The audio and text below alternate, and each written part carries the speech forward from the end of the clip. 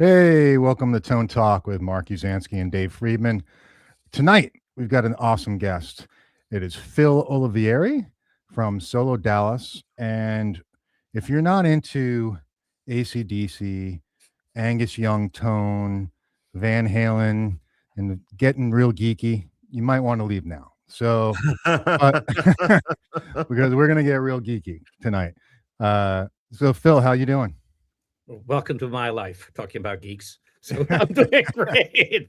Thank you. Hello, everyone, to you guys and to the guys that are tuning in to follow us. And thanks to your viewership, in fact, for listening to me and to us tonight.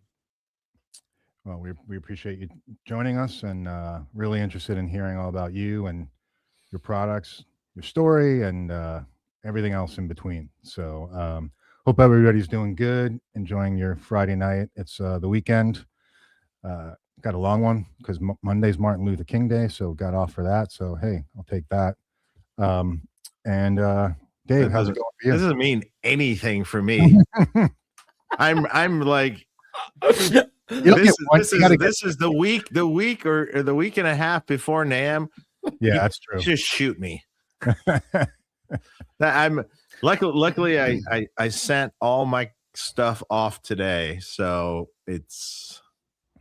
I don't have much else to do. Well, actually, no, I still have another product to tweak. I was gonna say, is there something like totally last minute that's just gonna make it very like right to the last minute to the show?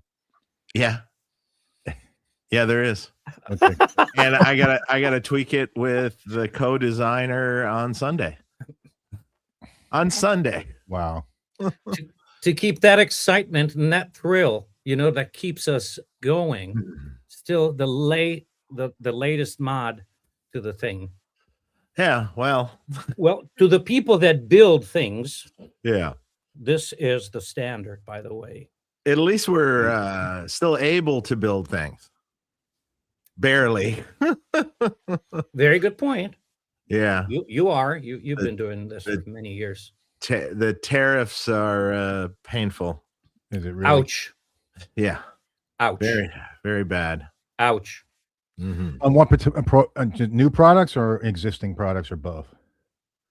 Every single thing we use. Yeah. I was just curious if it was just something in particular. Every last little thing. Mm-hmm. I mean, if you buy a handle for the amplifier, it's not made here. No, of course not. Ouch. It might be made in 3 countries. I'm not sure. If you buy rubber feet, they're not made here. I think the Tolex is made here, or at least some of it. The wood's not even made here. That's a pretty good. Wood comes from Canada. You say it's Canada, right? Yeah, the Baltic birch and stuff. So it's I mean, our transformers are made here from metal from who knows. So at least they're made and assembled in the US. Chassis are made here. That's a good thing. From metal from who knows. There's costs they incur, which then you get passed on to, and it's. Yeah. I have a Friedman amp that was made 15 years ago in America. Oh yeah. I bought it. Yes, sir. Which one you got? Metro Friedman. Yeah. You remember that? Now. Yeah, I remember. Yeah, it's right here next to me. Okay? What's the blend on that amp? What's the story on that amp? I don't. It was like a plexi style amp with the built-in variac, and it's similar to what I later did with the Plex amp. Okay. Yeah. So, proud owner. And we'll be doing again with 100-watt Plex, which will come down the line at some point in time. Yeah, of course. Here, people. I'll throw my name into the pot for that one. Might as well do it. I'll have to unload or something, but we'll figure it out. So Phil, you're going to have a booth at NAMM also, or are you sharing a booth? Or absolutely, yes. And we're going to share this year. We're going to share a booth that I'm trying to remember now the name of the number, and it's going to be shared with the good guys of Rock and Roll Relics, my buddy, my friend, old time friend, Billy Rowe. Yes, sir. And going back to the beginning, because that's how I started. I was truly a guy coming from Italy with a pedal made in the kitchen in one hand. And Billy said, come on over, let's be friends. And so I shared that booth. This year is going to be, of course, more professional. I got my American partners with me, Donnie and James. And we're all a bunch of friends, I got to say, because it's the best when in this industry, and Dave knows it very well, king of the industry, in fact, where you have a bunch of friends and you can do it with friends and you can work with friends. Mm-hmm. And the booth number is 5234, SoloDallas and Rock and Roll Relics. I don't know what is our booth number. Shoot, I'll find that out in a second here. I wrote it down. Yeah, well, I'm gonna pay. I'm gonna have to pay if I didn't do it right. They posted it the other day. I took a picture of it. I thought. What, me? No. Friedman Amps posted a thing about your booth. Oh, we did. Yeah. Here's how much I know. I'm actually looking at the Synergy post because that's what I could find real quick. So it's booth number 4726. Gotcha. Yeah, I'll try to remember that. 4726, right near Eminence, right next to Eminence, and right next to Ibanez. I don't think it's going to be hard to find Friedman amps at NAMM, bro. Well, we don't have the huge setup we used to have.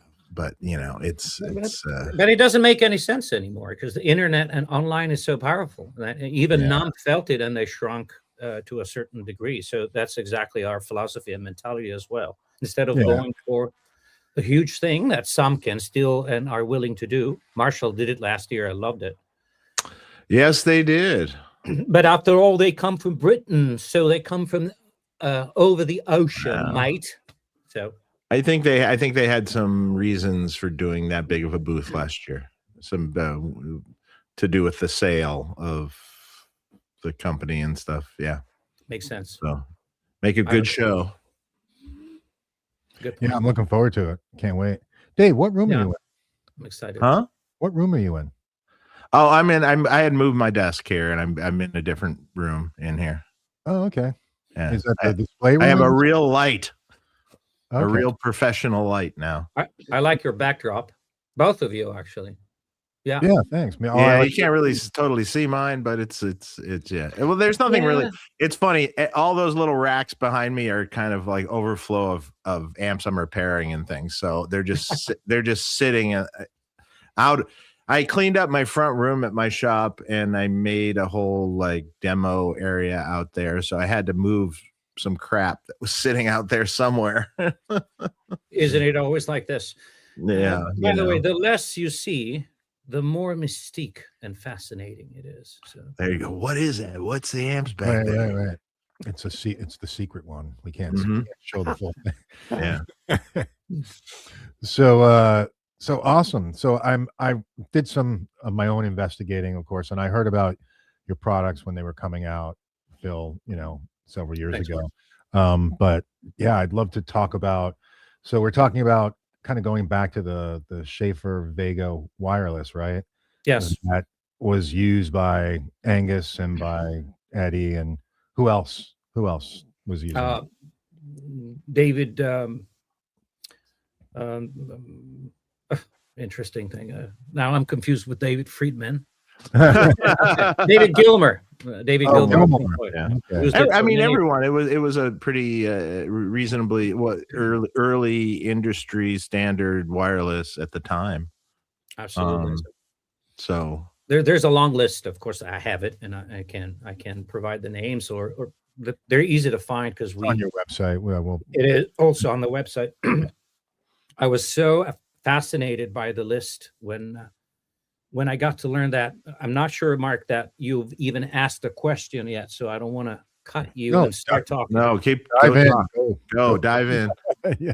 Brothers and everyone watching. That was my way of leading you. So I can talk for hours. Beautiful. Okay, and in we fact, like that. The only way to shut an Italian is to cuff them behind their back. I wanted to bring the my handcuffs that I have back there, so that because I crack the joke every now and then. But so in fact, the reality is that I rediscovered that unit that had fallen into obscurity because of my hero, Angus Young. And the point was, and it's a very long story, but I'll try to summarize that. I was so obsessed with trying to get the sound. And I had been trying that since I was a child. A child growing up in Italy, which sounds very romantic, I believe. But, in Italy, you really didn't have a lot of knowledge, nor a lot of access to the gear that at the same time, the same decade, you could have in US or England, Right. for that matter. And I was so fascinated by Anglo-Saxon music and culture. I've always been like that because I was born here. I was born in the US. So, and then I was transported quickly back to Italy by my parents because my father was in the Navy, so he had to return to Italy. He was commanded back. Please feel free to interrupt me, whatever, or to redirect tell me. the story. Interesting. When I go off track. So, No, you're good. father is an electrical engineer. They're still both alive. I'm an only child. They still live in Rome, and they lived here in the US for a couple of years because he was the best of his 4 years course in engineering in the Navy in Italy. So he was sent here working jointly with the American forces at the end of the 60s. And I was conceived and delivered in the US. So I am American made, 100%. It's how I am American made. And growing up, my mother would remind me, remember, Phil, you are a Texan, you are a cowboy. And I believed her, okay? Imagine I've never been in Texas my life. So I was born in Dallas, which I am mentioning because some people wonder sometimes, Phil, what's up with the name SoloDallas? Where did that weird thing come from? There you go. I didn't put two and two together. Right. Well, I was a very a heart fan of Star Wars. Bless you, and bless you again. It's getting cold in Florida too, huh? I actually caught a cold, so that's unfortunately just on the tail end. But yeah, it's been getting cold. Absolutely. We're so spoiled in Florida. I know. So, and so a friend thought that I looked a little bit like Han Solo, especially when I was younger in Rome. And so he started calling me Solo. And then someone else added Dallas because, the Italians, they like to do this things, geeky, nerdy. And so that stuck, SoloDallas. And it just stuck like that. And when I made my first YouTube channel, when YouTube was actually launched in 2006, I was one of the first ones to actually jump on, and I threw in that name, and it stuck. So here I am. What is it? 12, 14, I don't even know how many years later. But the point being is that I was very much in love with a certain sound of a certain band growing up in Italy and not liking necessarily Sole Mio. I can sing it, but it's not my type of music. Italian music was never really my thing. I was in love with Anglo-Saxon music. And a friend of mine introduced me to AC/DC in 78. I was barely 10 years old. And we were walking in front of a store and a display window. And there was this album, which I prepared to show today for our friends at home. Beautiful. I remember seeing that as a kid too and thinking that is amazing. This flashed my read-only memory. Talking about geeks, okay? Read-only memory was flashed and never deleted. This thing in the display window for a 10 years old kid in Rome, this did it. And by the way, I want to talk about the cover picture too, because there's this other part of the guitar. I thought it was a shame to have to saw this wonderful SG2 because at the time I didn't have resources. It was the 70s after all, so no access to things and stuff. So to see a beautiful American Gibson SG cut like that broke my heart. But I was more impressed by that striking picture. I think it was just magnificent marketing, whoever came up with that thing. It's amazing, actually, that they were able to Mhm. get away with it, to be honest with you. Very true. But the 70s were also the decade of horror movies. I remember them in Italy from that Italian director, Dario Argento. So who knows? Maybe Italians were already somewhat prepared to some bloody scenes and stuff. There might be that as well. But anyway, that I saw that. I entered the store because of this friend of mine. We're still buddies 40 years later. And I want to say hello to him. Ciao, Jacopo. And he said, listen to this album, Phil, because I think it's killer. And I started listening on that day, and I never quit. And I still listen to this album, particularly this live, all those years after. Never would I have thought that the device that was being used in this particular live would then become a part of my life and the sound of my dream that I was chasing after, which probably Mark wants me at this point to introduce one of the actual units of, That's cool as shit. which is this thing that I purchased directly from Ken Schaffer, that we salute again tonight. And this is the famed Schaffer-Vega diversity system with its two parts component, the transmitter and the receiver. You might notice that I geekily put Angus, but it's a lie. This is not Angus unit. I did it. We could believe. We could believe. I spoke with him about it, of course, and I don't want to cut too many places. I don't want to run, and I am known to jump back and forth, but I don't want to confuse our friends home. So, but essentially, you have this kid that falls in love with a certain band and a certain sound, and for many decades, chasing after the sound, and then at some point, always in Rome, reading a magazine after having purchased tons and tons of amps, including Dave's amp that I have here, which I love, by the way. And that was still 15 years ago, so I was in Rome at the time. I had it imported. And many other vintage Marshalls. You know, you would look online at the time, and especially then, I have to say in the 90s, you would look online and, for example, for someone like me, asking a question such as, what is Angus Young's first favorite amplifier, guitar amp? And the internet would tell you back that it was a Marshall JTM 45, which was an utter lie. It was never that. And so there was a lot of misinformation and online. And I'm mentioning this because one of my, I don't want to say missions, but one of my purposes for starting this adventure that I have step by step with the buying guitars and amps, and then the YouTube channel, and then the Schaffer adventure, and then now SoloDallas here in the US.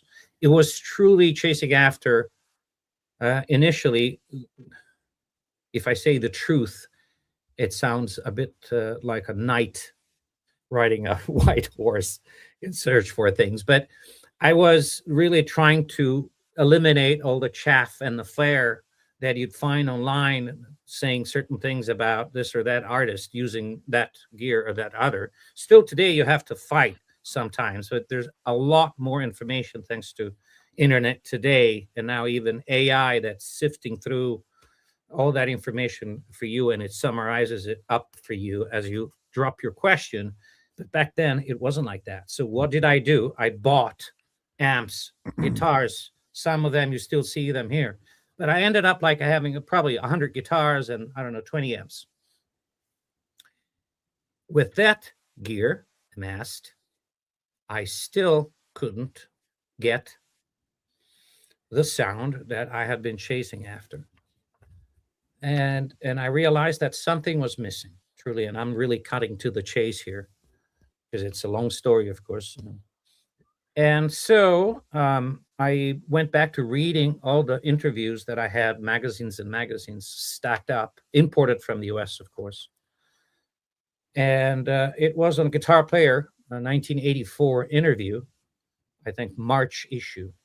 I even remember the month because it was a very pivotal moment in my life. I think it was 14 years ago.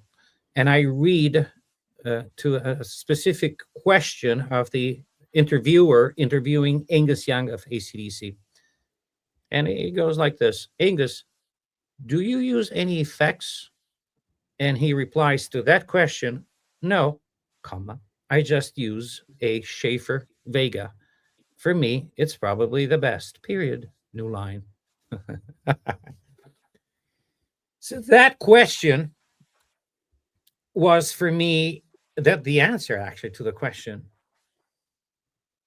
why is Angus Young of AC/DC replying to a specific question about effects with a wireless device?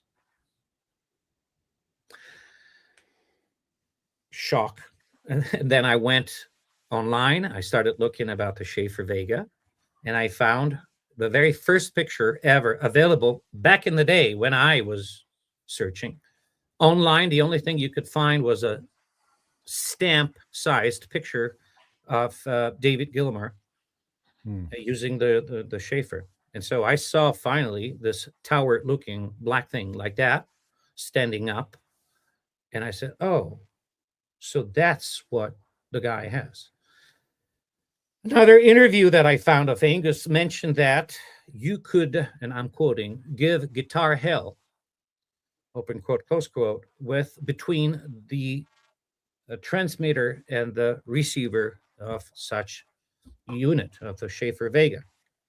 Now, if we take a look at this particular transmitter, we'll see that there is this knob here, which is a gain. It's a gain that was used to match, and so it said the manual, the your particular guitar or instrument, I would say, to the system, to the wireless system. But in essence, it's a gain, and you can thrust it all the way, like I think most people, if not everyone, did, especially with guitars, no matter if it was single coils or humbuckers. So you have this, and then on the receiver, which is this one. And guys, please interrupt me if you think that I'm going too fast or too much information. You're good. I'll let you know. We don't want our viewers to neither fall asleep nor being overloaded by too much information. No, this is great. Oh, very good. Thank you. So you had here the unit power, which is this, and you turn it on like this, but then you can keep on rotating this knob here that says, you guys can see monitor. So this was a on-off switch plus a monitor volume. So it would allow, theoretically, it was made for the sound engineer to check on the system if it worked, how well the reception was going, transmission and reception throughout the performance, or setting up. And that's what it was supposed to be. This was not supposed to be the output of a unit, because the output of the unit was right here, was this XLR output here, which wasn't amplified. This was one-to-one. What you put inside with a guitar, of course, left alone the fact that you could actually push it already somewhat on the transmitter, then this would come out like that. Of course, it didn't take time for some kids messing around with this, because they bought it and it was very expensive at the time. I think it was $4,000 or $5,000 of 1976, 77. Wow. Really? Thank you, sir. And Wow. I've adjusted it years ago, and I think it was up to 20,000. I think so. If you imagine, if you think about, and then I'll continue on with this, that Pink Floyd purchased 22 units. I have it on sales records from Ken Schaffer. 22 units in 77, I think. Jesus. That's the number. AC/DC couldn't afford more than 2 units, and they bought it on August of 1977 in New York. That's early in their career, yeah. And of course, I have all the stories of what happened that night. If you're interested, if our viewers are interested, most of the stuff is recorded. I've talked about it, but it's I'm always excited to repeat this, to tell the story.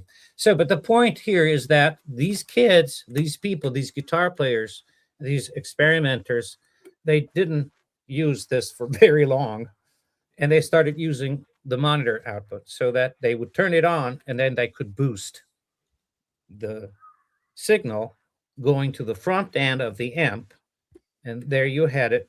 I don't know if the first clean boost of pop rock music blues history, but certainly one of the first boosts, unintended, by the way, of that world back then. And this is certainly what Angus Young did. And so he didn't specify this in that interview. He just said that you could, and this is Angus Young replica voice, minus the Australian accent that, God forbid, I can't do it. I tried, I studied it, but I can't. It's already, you had it on. You had him on. I loved it. We didn't have Angus. You didn't? No, No. I wish. Ah. Get him Well- on for us. Well, Let's work on it. Would love to have it. that's actually a great idea. I'll start Yeah. working. I'll start working on it tomorrow, sir. And but first, I want to see you at NAMM, both of you. And course. so Angus just said, "No, you just give it hell. You can give a guitar hell." You know the way that he speaks like this, with between the gain and of course he intended the other thing. So I started looking for this desperately at the point, I think it was 2011 actually, when I figured out. And I had a, how do we say in English here in the US? I had a come to Jesus moment where you really see the bulb, Yeah. the lamp turning on. I Mhm. was in a room not much bigger than this. It was actually my parents' clothing change for the winter, summer, back in the basement in the garage in Rome. I can see the lamp, guys, the bulb turning on. Oh my God, that's it. I had that moment. There's still videos on my YouTube channel of those years, of many years ago, still in that room, Mhm. right after, and maybe even before the discovery of the thing. So I started looking for it, and I couldn't find it. I bought magazines with used gear and equipment from the US, imported the magazines just to look at the market section to see if I could purchase some. Couldn't find it. eBay, couldn't find it. But I found a similar unit called Schaffer-Vega. So I bought 10 of the 10 of those. Because I thought, maybe it's close enough. Let's see. At least I can prove the theory that if that's what makes for the missing link of the sound that I'm looking for, maybe that's it. And that was it. So with a bunch of Schaffer-Vegas, I had a friend engineer that we had to put pieces together of one, because that didn't work something. Then we had to steal some parts from one or the other. But we put together one unit that was somewhat comparable to the Schaffer-Vega, not CETIG. The CETIG was an evolution of Schaffer-Vega later on in the late 80s. Of course, then I want the original. So look for Ken Schaffer, start looking for him. I find him on LinkedIn. At that time, LinkedIn does not let you write a private message if you were not either linked or even, I don't know, remember. I had to pay $25 essentially in order to write him an email. So I paid $25 and I write him telling him, sir, I made all the research, Mr. Schaffer. I discovered that this is truly what my passion with this particular artist, Angus Young. And you can find all my research and some of my videos on SoloDallas. At the time, it was solodallas.net. Now it becomes solodallas.com.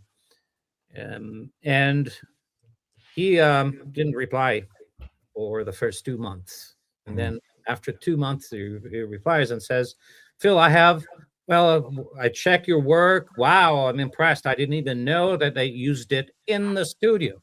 I only thought that artists would use my Schaffer-Vega live, performing on stage. And then he goes on telling me a bunch of stories about both Pink Floyd and I think it was Kiss, the other band that also had the Schaffer at the time. Hmm. Very interesting stories that I'm ready, of course, to convey. So he's got a couple of units. One's broken, and another one, I believe this one.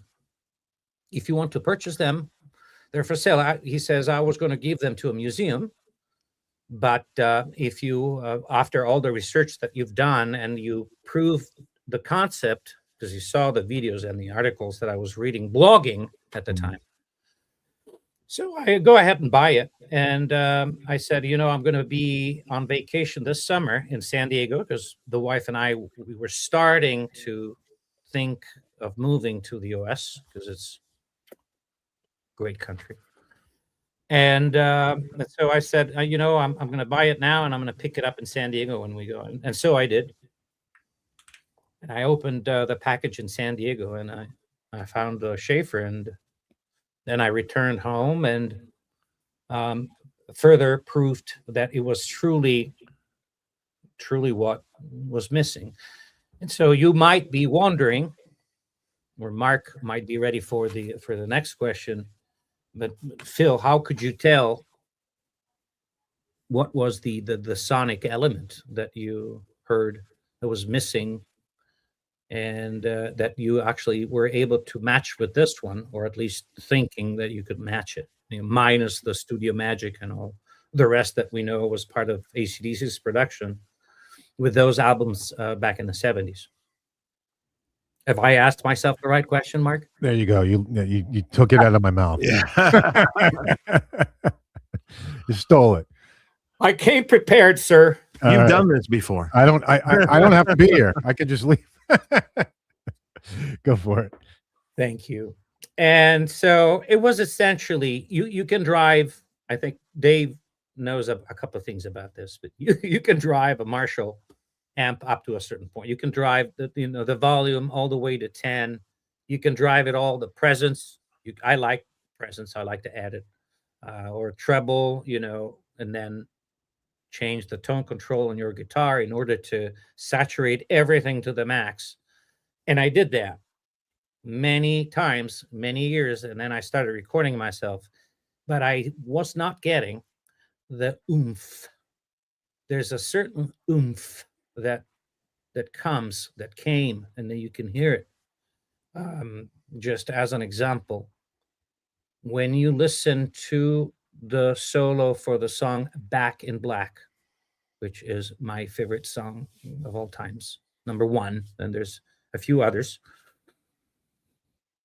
You can hear that it's a big sound. It's not crazy overdriven. It is saturated, but you could still hear the clean notes. For example, Angus, a certain passage, he picks, he does two notes at the same time, one with the index finger and the other he picks with the with another finger. Who knows, with those small hands he can do whatever he wants. And in fact, when I met him in the studio, he looked at my hands and he put his hands, with I'm a small guy anyways, but he's even shorter than I am, smaller, thinner. So he goes like this. His hand is like this, much thinner. Goes at me, looks at, nah, mate, nah, not happening. In the sense that you needed his small and thin hands in order to do certain things that he meant. And he may be right or not. That's another subject that we can cover or uncover. But the point was that as he was picking this other note, you can clearly hear, and that tells your viewers tonight how much of a geek can you be. Bro, let me tell you, Phil, the amount, not only I love the passion, because there are people who go do this for Van Halen down to the very last, scratch on the guitar, like that. I do. That's how deep down people get, to it. So I do. Many are friends of mine. yeah, absolutely. Exactly. So question for you. So Dave, first of all, were you aware of this unit being used in this fashion that Phil was talking about back in the day? I mean, I had read articles, saying that it was used or wireless was used. I don't remember when or what time. I wasn't like quite as obsessed with it, but I totally love the fact. I was obsessed with the Ed thing, so yeah, that was my obsession. So I think we've cracked the code there. But yeah, exactly. Exactly. Yeah. You did. And you know what the code is? His hands. Well, a lot of that has to do with it. That's for sure. A lot of it has to do with that. But, a lot of, but not everything. Not everything. No. And The whole chain. And so yeah. But then I remember when you were first starting, Phil, and seeing your videos and things, and then this whole, and you started this whole process of making, or the reproduction, the first tower reproduction, of the Schaffer, minus the wireless part.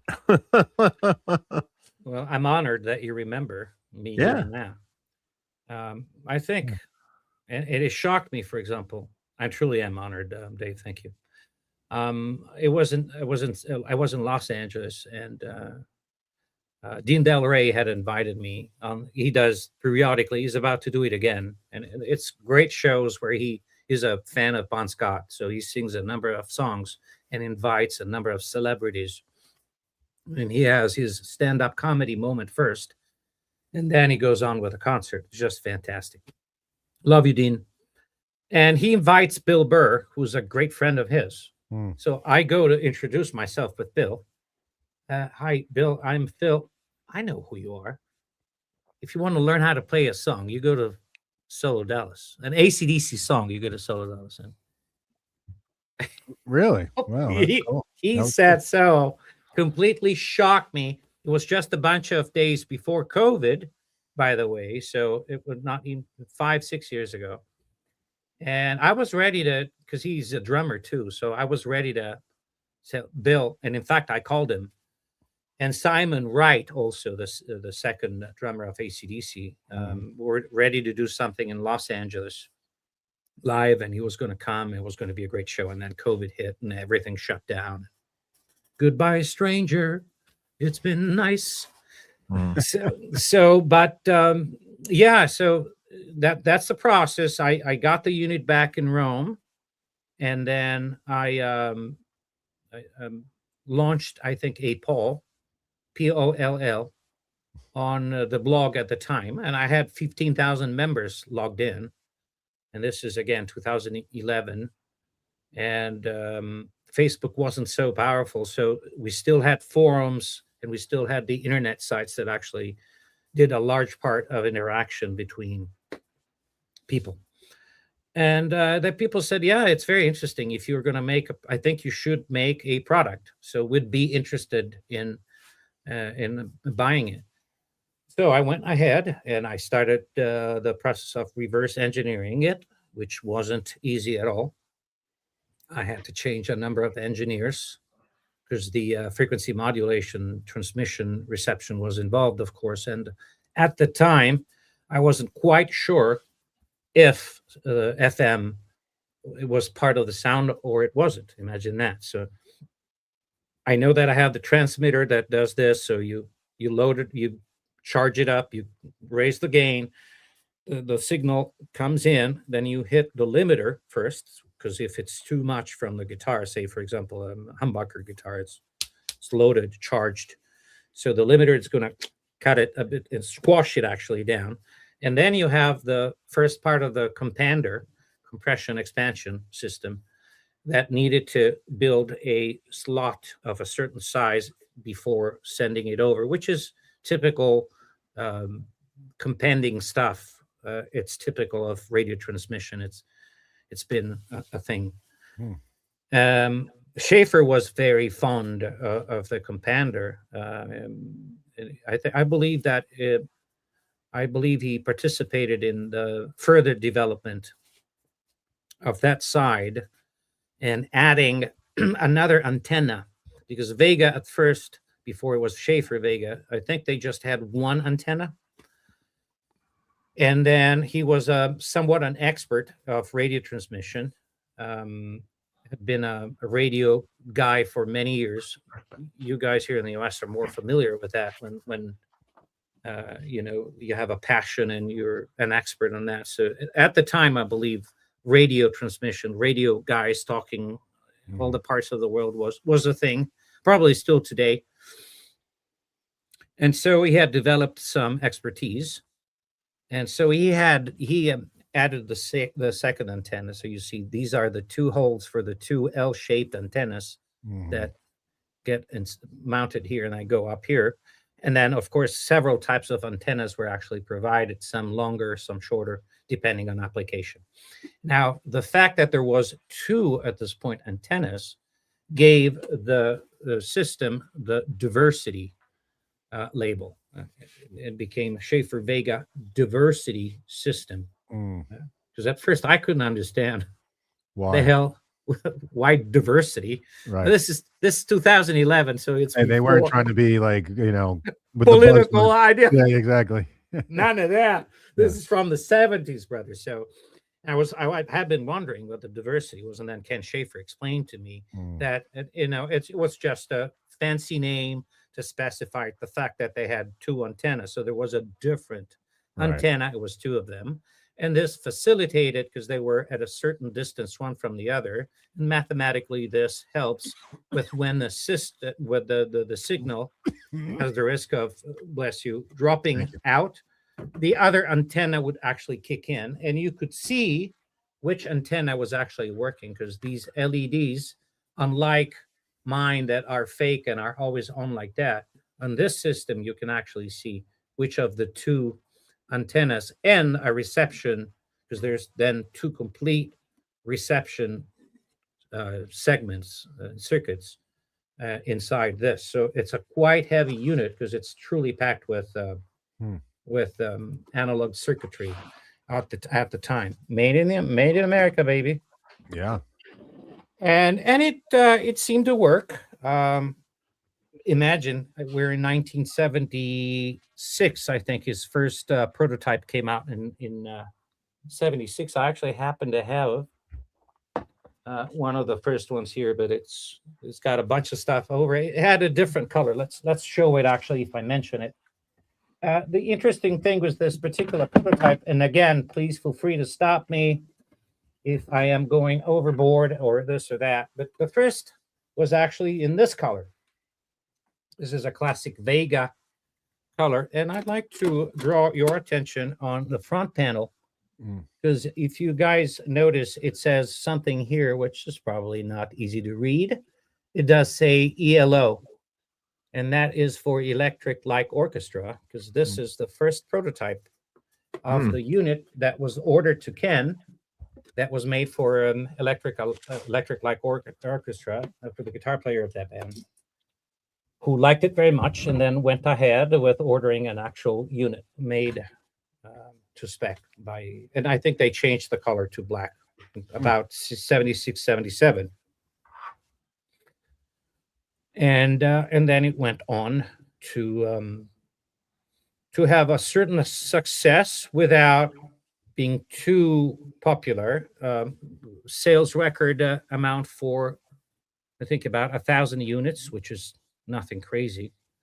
And considering the fact that it was that expensive back in the day, and the number of bands back then in the industry that had success enough to be able to afford something like this, of course, we understand that the numbers are what they are.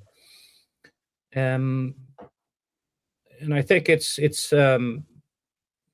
Ken had several techniques to sell this. One, for example, was your own safety on stage, friend, because you're not going to get electrocuted. See, Dave reacted. Yep. And so Ken met with Kiss. I forget the name of the guitar player that interacted with Ken at the time. Well, one of the Kiss guitar players. And at first, the guy said, "Nah, I'm not buying this. Thank you, though. Very expensive. Yeah. Good device. I like the conception. Goodbye." Proceeds to go on stage on one of the following dates, gets jinxed, and actually touches the microphone, and there was some kind of cable or something, and almost gets electrocuted. So he feels the electricity. This is Ken Schaffer.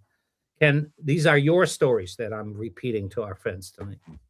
Almost gets electrocuted, can feel the electricity. You know the feeling. That scares him very much. And so gets back in touch with Schaffer, and that's how Kiss got their first unit. And they used it for quite a few years. So that worked as well. That's great. That's great. Yeah. So I want to show your product. Let me share my screen here. If I can figure it out. Here we go. So this is the product that you came out with. Yes. And so what is the difference? You were saying that the lights or yours doesn't have the two antenna situation going on, or? Well, it's not a wireless. Well, there you go. Yeah. It's all the important stuff. Yes. At some point, after a few months, debunking and analyzing and experimenting, early on with this engineer in Rome, and then I hired an engineer from Austria in Europe. But he figured out that FM was not a factor. That truly, and so we were able to focus on the audio circuitry. And the audio circuitry, of course, you have to use both the transmitter audio circuitry and the receiver audio circuitry. So what we did was to integrate on the same unit, even on the same board at this point. So we completely disregarded the FM, and we just focused on audio. And Gotcha.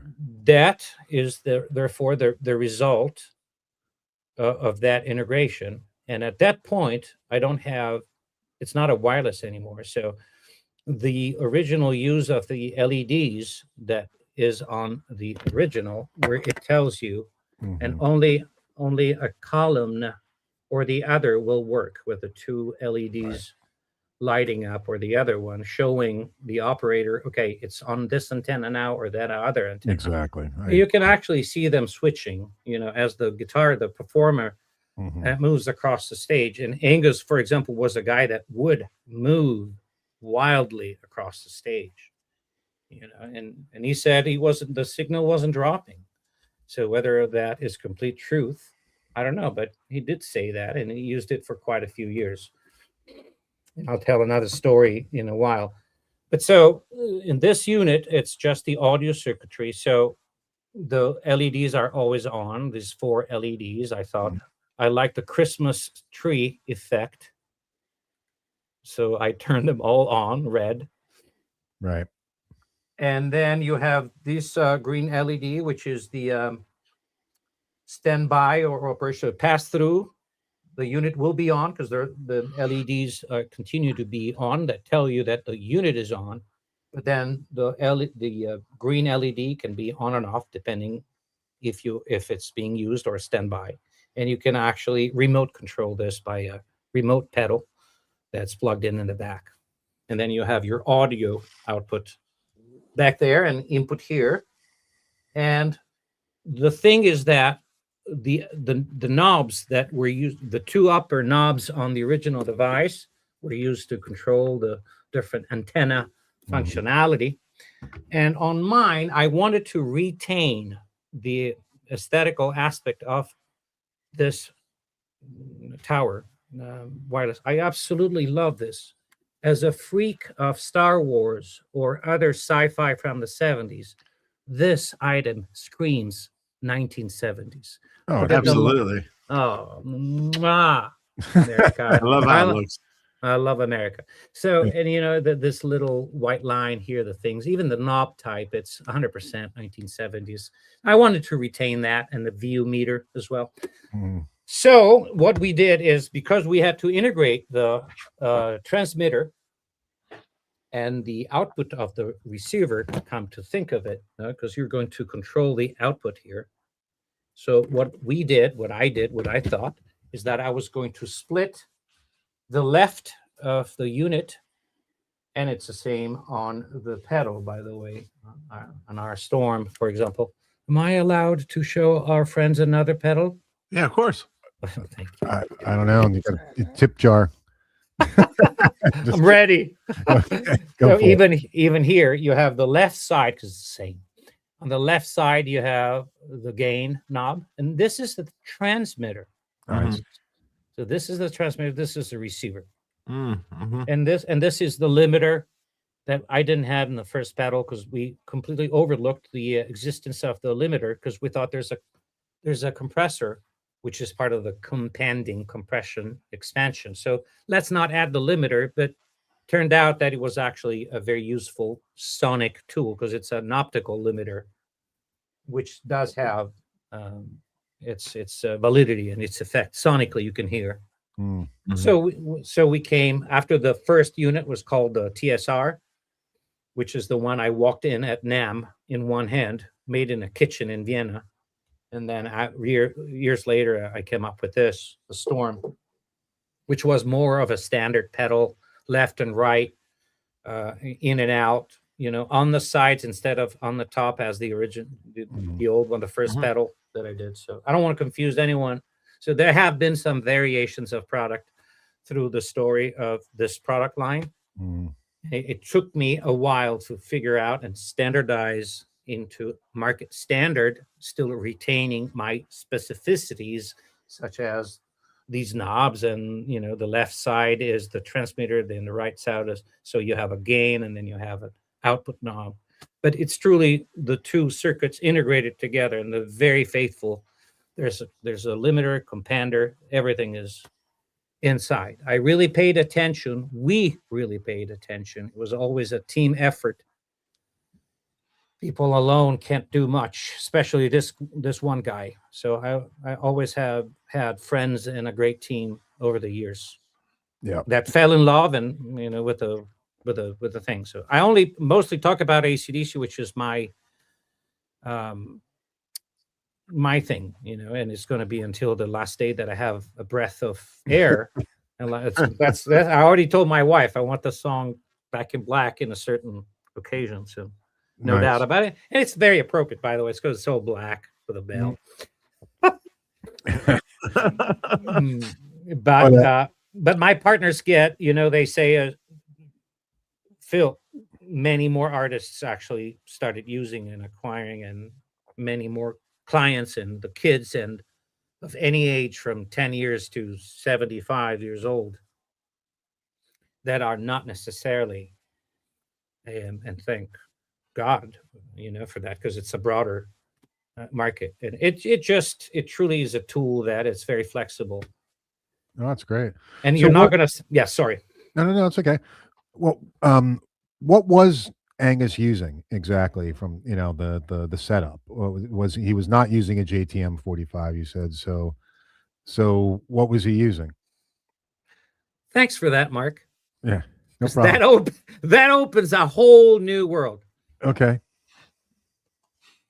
Here's the story, and I'll try to summarize once again.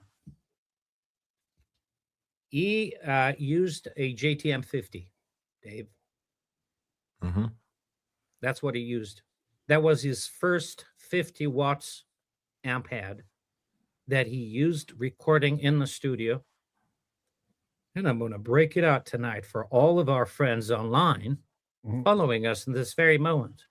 That amplifier was lent to AC/DC by producer Mutt Lang, who still has that very amplifier head in his studio, and I have seen it. Thank you for your understanding and cooperation. So for years, I didn't know. For years, I didn't know. It said JTM 45, but have you tried playing a JTM 45 with a GZ34 rectifier and trying to get some AC/DC sounds out of it? It's very good for blues, Right. but it's a little farty. It's Mhm. it's not prompt in reaction. And essentially, the Lang's amp was a transitional 67 JTM 50. I think that Dave helped me here. What I know is that it should be that particular year, 67, because it started being transitional. So the JTM 45 actually got EL34s, different transformers. The tube rectifier was kicked out for a solid state. Yeah, correct. And that was that hybrid thing. That's the info that I got. And is that the Black Flag head? Yes. Yeah, basically, it's. I mean, circuit wise, it's other than the fact it doesn't have a tube rectifier. It's very much a JTM 45 circuit. It's I'm just cross-referencing the schematic right now. Okay. And it's very much a JTM 45 without the tube rectifier that blows up. So which could be an effect that we wouldn't like, when it explodes and blows up. Yeah, and it has I mean, originally this had an output transformer. It's a good question what that output transformer technically tube it was made for. But they did put EL34s in this amp, and the particular output transformer had a 100-volt tap, a 16 ohm tap, and an 8 ohm tap, and no 4 ohm tap. That's how the Black Flags mostly were. It's hard to imagine 100-volt really. What the fuck was that ever used for? Mr. Friedman, we don't know. Okay. Yeah. But yeah, it's a solid state rectified JTM 45 essentially. The filtering is a little different than a JTM 45. It's a little stiffer on the filtering. Yes. So although not massively, it's like it was the perfect sort of well, here's the question. So really, what sets a JTM 50 apart from a 50 watt, a later 50 watt? A lead instead of. Yeah. Well, not the lead though. Like a lot of the 50s were still, shall we say, base spec. Like yes. Basically, JTM 50 is base spec. It has a base spec EQ. It has lots of low end. Yes. And all this stuff. But the JTM 50, what's different from this than the early 50s was also the filtering was a little lower, and then they raised the filtering even a little bit more. But that's really, it's not that much different. It's just slightly different than, say, the first era. Now, the output transformer, maybe that had some play in it, but you could easily replicate this amp. It's not that big of a deal. So that's what I know. Has anybody replicated that amp? He did for a while. I'm right here. Yeah, he had some. He was having some amps done for a while, which I think wasn't Dan Tramble involved in that originally. Dan, the guy in Canada. Yeah. Yes, absolutely. Yeah. Yes. So. Our engineer Dries, who we salute, hello. He drew the specs after research on, trying to get the specs right for this transitional 67 that we researched and found out was the one that Angus had used on Highway to Hell, Back in Black, For Those About to Rock, and Flick of the Switch is almost entirely played with the JTM 50 only, while the other previous albums do have still interaction with the 100 watts super lead, and you can hear it. If you go to flick of the switch, provided you want to listen to that, and you can hear definitely the JTM50 nature. So greasy, fat, warmer. Malcolm Young would say that it was a warmer sound, mate. In that it was, you can hear the 50 watts saturation and the bass spec, as Dave mentioned earlier, as opposed to lead specs. So it's a little less acid. I can hear it now after several years cranking and playing, going back and forth from all the amps. I recognize it. And for example, just to make an example for the viewers tonight, Phil, tell me a song that was played with the that we can hear right away that's played with the JTM50 as opposed to Angus Super Lead. Shoot to Thrill. Shoot to Thrill opens with that. That's one of my favorite tone songs and it feeds back. That's just fucking awesome. That whole intro. Mark, so we have that in common. Yeah, I love that song. Not only the fact that we reside both in Florida, but we have even that in common. so that had been one of my holy grail tones, guitar tones. And of course, there's way much more involved in Back in Black. Took me a lifetime to figure out how it was made, because good luck to anyone willing to being willing to replicate those guitar tones with the amp, even with a Schaffer or the exact guitars. It's a tough one. And I ended up speaking with Tony Platt, who was blocked, of course, by a lifetime NDA. So he told me, Phil, I cannot discuss openly this much I've already disclosed about the production of Back in Black, but I shan't go further, mate. Thank you. But it was a certain night that I was working on some marketing agency that had committed to me a few songs to do for an album that was supposed to sound like Back in Black. So it came to me. It essentially heavily related with tape saturation massively, and line saturation of the line amps as well, during the recording and in post-production, because it was two different places. It was Compass Point Studios, and then it was Ladyland in New York. And Compass Point had an MCI console, and Ladyland had a Neve particular one, by the way, there. So they really messed around driving the consoles way further, which is a typical AC/DC thing, by the way. Yeah? So people think that it's just, and this would open up an even bigger, not can of worms. There's nothing, malign in this, and I've been researching this for my entire lifetime. So, and I still come up with the things, especially as the technology and the emulation of the consoles become available and are not so expensive, and they are affordable for everyone.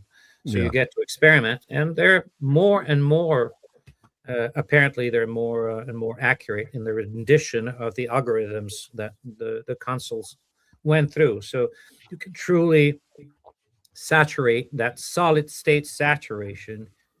You can now seriously achieve something close to that. And I want to make an example, talking about AC/DC. 1977, Let There Be Rock. That's before the Schaffer, because it was completed in April of 77, and the Schaffer comes in August 77. And you can hear the solid state saturation of the mic preamp, that, much of the saturation of that album, that aggressive brightness, that's a console. That's a neat console that they used, and some tape as well. Yeah. I've been curious about the JHS color box that he came out with, which is supposed to be like, like a console, right? And pushing the console. Me too. I remember that one. Always Yeah. wanted to try that one or buy it. Yeah, Because me too.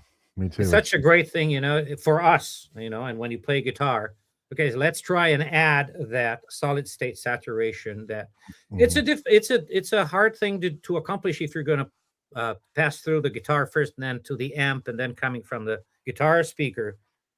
Yeah. You know, because the solid state saturation, you're going to get that in post. So it's after this. So I'm Right. really curious how that gets solved. But it That's an maybe interesting. very. Yeah, that's an It's interesting point. it's a great time now with the amount of technology that we have. I'm in heaven, frankly. Oh yeah, it's like I wouldn't call it the golden age, but it's the I don't Or know, it's the modern age of amazing guitar equipment. It really is. I'll take it. or on some of it, and technology though, is it good? I don't know. Well, you know, good I also question. find myself that people have, okay, when you start talking processors and modelers or things, yes, there's lots of technology there, but also it can be extremely aggravating, I agree. to the point of like, fuck this, you know, like I mean, I go through this all the time, and like, you know, rigs 100%. I do and things I do. Oh, I want to use the whatever it is. I want to use the fractal something something HX for effect. my effects, or Right. this or this or that, and sometimes certain companies make it so convoluted on how to use it that you spend hours trying to just figure out how to do something so simple, and then when you finally do figure it out, you're like, I can't even believe that you have to jump through all these hoops to just get this. Did you hear this loud silence with my head shaking in both directions? I mean, you know, it This is the era of ergonomics in software applications. You either know how to design your software applications to Yeah. be one click easy to Yeah. accomplish, or goodbye. I'm too old. I'm going to be 58 soon, just about a couple months. Too old for this. Thank you. we're the same age. We're all the same So- age. All the same age. 68. I'm baby. 57. I just turned 57, so I'm a little bit behind you. 68, 69. What a great time to be born. Yeah, but you know, that stuff frustrates me to no end, because we used to have things. We used to, I've been building rigs for years for people, right? And we used to have I know. early MIDI processors and things that, you know, had presets, and you could change the presets, and that's all, but they were very easy to use, and not all of them, but a lot of the presets would change instantly, and it just worked, and it was simple, and you could make your presets, you could do your things. It's fine. I don't understand why now it can't be that simple still. Why? And I think it should be, because I think people spend too much time twiddling with things instead of actually playing the guitar, you know. Oh. And then, you know, you deal with a lot of pros, and the funny thing about a lot of the pro musicians that I deal with, they don't deal with any of that shit. They don't want to deal with any of that technology at all. They want to go backwards if they can. I mean, yes, now we have so many people having to tour with modelers and things like this, but it's really how you lay things out. Like, for instance, the company Hoton, however you say it. Mhm. You can literally set this down in front of someone that doesn't know how to use it, and it's a touch screen, and you can figure it out in minutes on how to get around on it. It's not like, oh, I have to plug it into the editor. Oh, I have to I have no idea how to get to this parameter on this unit. It's very, very intuitive on how they laid it out. And I think more stuff needs to be like that if you're going to have the technology, Brilliant design. Yeah. Because it starts at the design phase. You know this better than most. Okay? Yeah. So if you don't have a designer that has this approach and mentality, it's got to be easy. Front end needs to be easy. The less, the better. But the problem that we have, unfortunately, is these designers aren't guitar players, and they don't know. They don't know about this. They think this is easy, and in their head, it's easy, but in a guitar player's head, it's not easy. The older I get, the less patience I have for any of it. Tell me something I don't know. Yeah. Yeah. So, No. There's my rant. Sorry. No, it's the truth. It's perfectly. Well, that's why amps are still selling, right?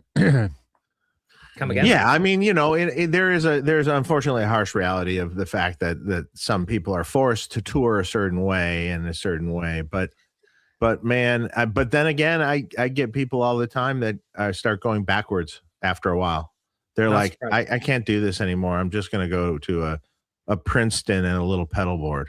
Great. I'm not surprised at all.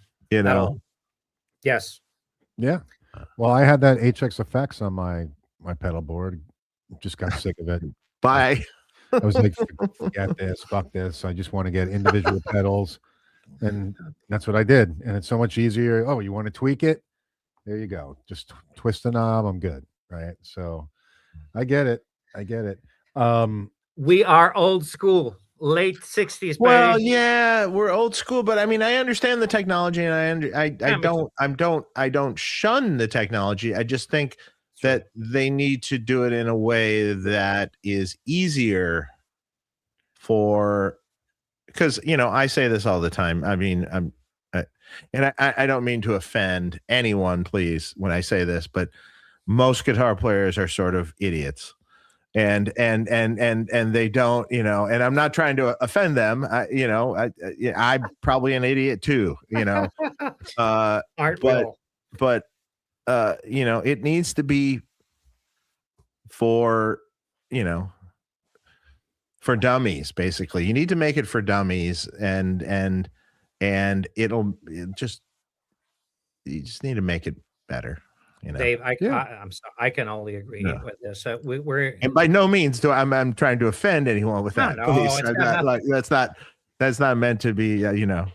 It's got nothing to do with that. It's not an offensive statement. It's just the reality of the geekness. So geeks tend to fall in love with a certain complexity at times. However, if we can simplify the path towards the objective, which is getting a sound and playing the thing, that's the ultimate goal. And a designer has to absolutely try desperately to implement that clarity of path in the interface. Now, I think, and you can punch me at them, that eventually the market is going to award the designers, as you mentioned, that company, Hot Tone, was it? That have seen this and that are able to simplify the design of their front end and just really get to that thing, as opposed to the complexity of. I mean, it's as complex as anything, but you can figure it out in a easy. You can easily figure it out. I agree. So it's interesting. Yeah. Well, I mean, even think about computers, right? I mean, Steve Jobs had that whole mentality for Mac, right? Make it as easy as possible. Exactly. So that's and Mac is a perfect example of that. Yep. I don't know what you got. What you guys are using? PCs, I don't understand. Yeah, I've always migrated to Mac. It's easier. I don't want to deal with all that bullshit. Yeah. 25 years ago. Same idea. It's. I was an early. You have to make it easy for the general. And I don't really think people are getting smarter either. So that's a whole other topic too. But we'll talk about privately as we meet it. yeah, now. that's a whole nother can of worms to open up. But I've been doing like talking to people and doing customer service with people since I don't know, let's say 1990. And I don't see people getting more advanced. I see the opposite happening. So it's a risk with the technology that we have. The amount of technology is so yeah. much in our faces every day that the risk of becoming more stupid because we're distracted by that. It's a known paradigm. It's a known paradigm that I agree with. And that's why I'm so grateful of having been born in the late 60s. Yeah. Thank you. I said I'm old school. You corrected me, Phil. Well, let's love the technology, bro, because, and I do. In fact, you're right. We all use it. We're using it right now. We're using, we're using it. We're using it well. So there is that. You're right. But it needs to be simple. And simple ain't easy, by the way. I remember that. Right. Yeah. I know. No. I know you know. It's yeah. I've been here forever. Jesus. Yeah, that's why it's an honor for me to be here with you. Thank you. Thank you. Thanks, Phil. Come on, man. Are you releasing anything new at NAMM? Thank you for asking, Mark. Yes. What do you got? Or can you say? Yeah, of course. Okay. But I come on Dave Friedman's and Mark's show, and I don't got the news. I can't spill it. We have a new pedal, which is we used to have the TSR that then, you don't know it, but it got discontinued at some point. Which one was the TSR? I probably know it. I just don't. No. Well, the original. Okay. Do you remember the original format with a square thing and just? Yeah, that was the original pedal, right? That was the original format. The first. Yeah. Mm-hmm. Yes, sir. The first Two one knobs. I had one. Thank you. I didn't know that. I think you might have given it to me. Much likely, and if I hadn't, I should have. And maybe I should do it again. By the way, when I see you, but we did that. We made this, and then eventually we discontinued that. Yeah, that makes sense. I mean, that's more full-fledged. That pedal, the Storm.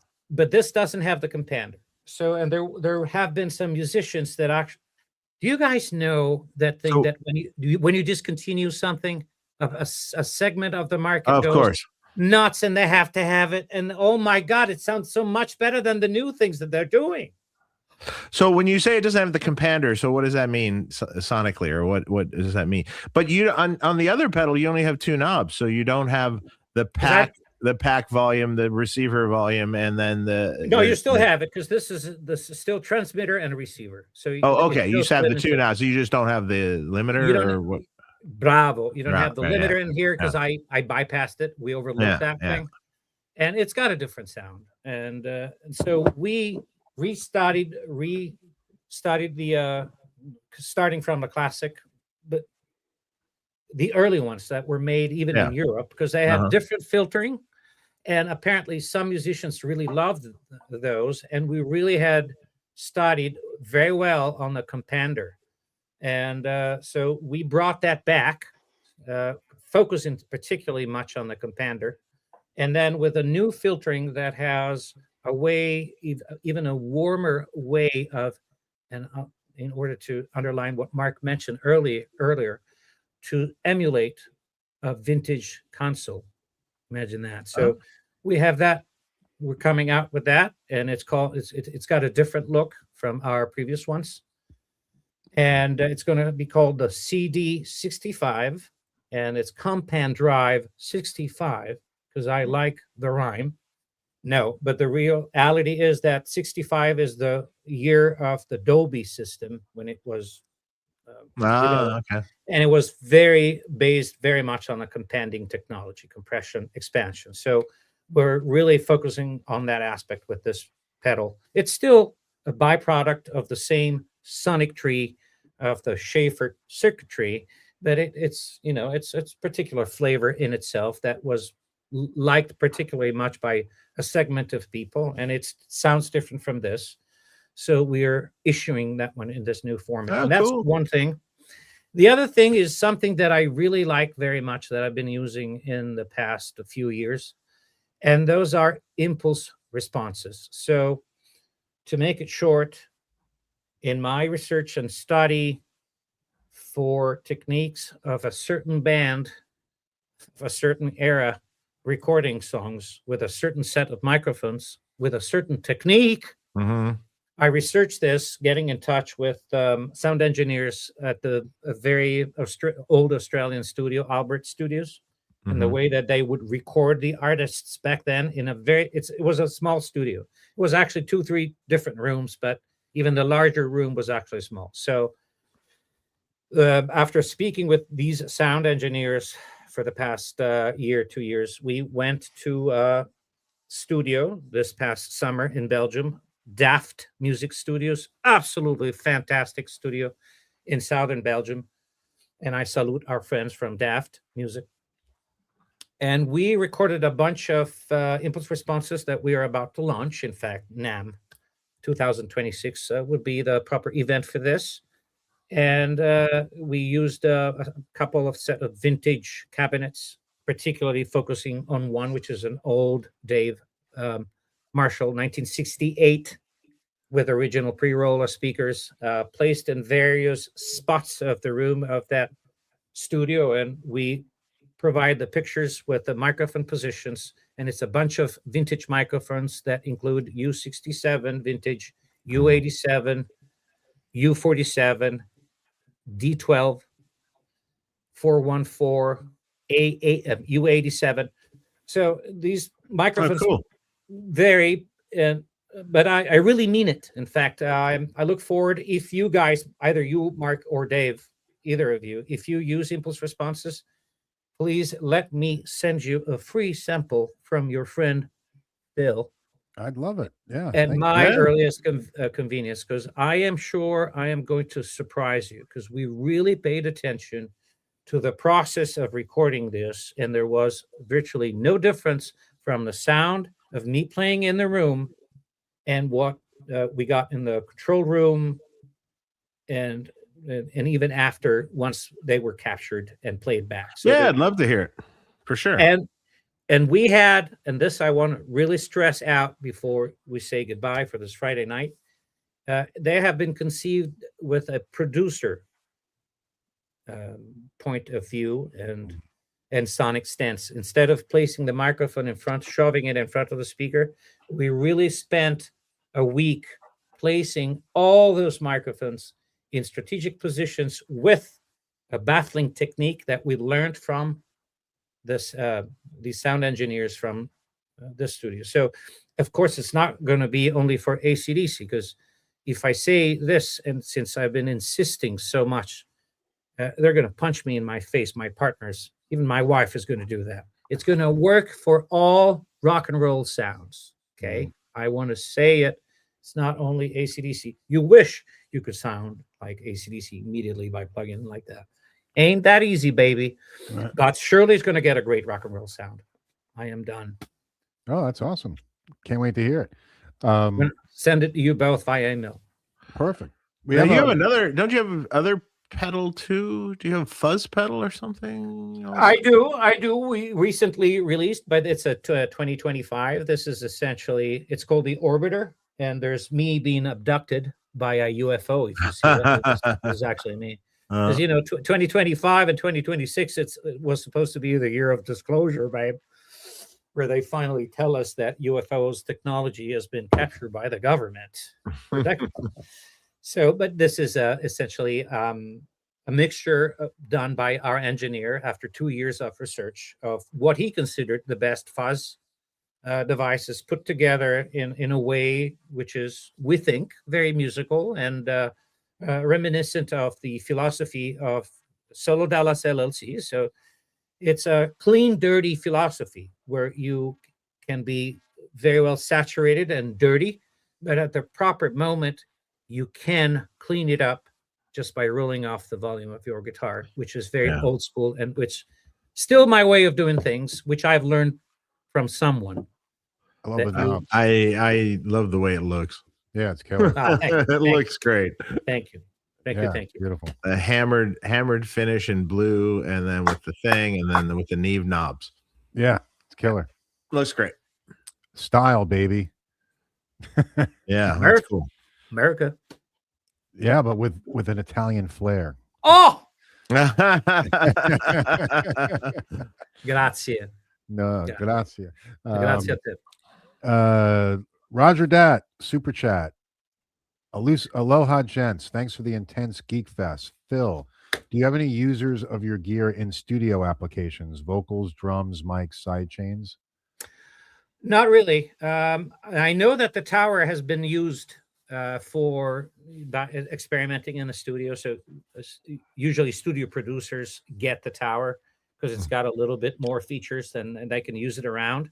So it's actually, this has been used on snare drums, but it's not other products of our product line. It's what you see, what you get. Once you go on SoloDallas.com, the shop, what you see there, it's the product those are the products that we have. So this can be experimented with. I tried it on acoustic guitars as well. I believe that, there's a guy that you both know, in fact, that recently became a client. Crash into you down. Oh, Dave Matthews. I Dave think Matthews. recently bought a tower for his acoustic guitar sound. So Oh, nice. there is that. So it's been tried on that as well, and microphones as well, because there's a internal preamplifier in this. It is a living preamplifier of sorts. Mhm. So people do experiment with that one, but that's it. So it's Right. that application with that machine. Yeah. So if a person was on a budget and they wanted to get the pedal, right? They don't necessarily need to get the tower. Are they equivalent in tone, or would you say that you really, to really get the tone, you really need to get the tower? I'm just curious. No, I wouldn't say that. In fact, sometimes you can catch me not knowing which of the two is being played. And I've, blind tests and stuff, and friends and family did it to me. I've fallen for it more than once.